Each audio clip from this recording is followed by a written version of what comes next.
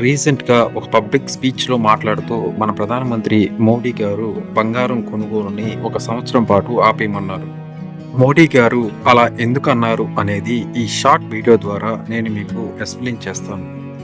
మన భారతదేశాన్ని ఒక ఫ్యామిలీగా ఊహించుకుంటే, ఈ ఫ్యామిలీ దేశం బయట ఉన్న వస్తువుని కొనుగోలు చేయాలంటే మన కరెన్సీ అయిన రూపీస్ ఉపయోగపడవు.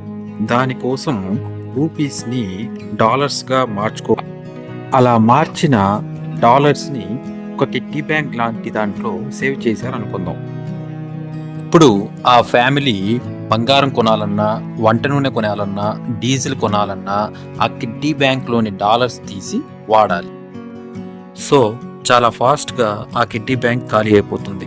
మళ్ళీ ఆ కిడ్డీ బ్యాంక్‌ని ఫిల్ చేయాలంటే రూపీస్‌ని డాలర్స్‌గా మార్చాలి. సో, డాలర్స్‌కి డిమాండ్ పెరుగుతుంది.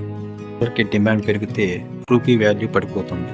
సో, రూపీ వాల్యూ తగ్గకుండా ఉండాలంటే విదేశీ వస్తువుల వినియోగం తగ్గించి స్వదేశీ వస్తువుల వినియోగం పెంచాలి. అదే మన ప్రధానమంత్రి గారి ముఖ్య ఉద్దేశం.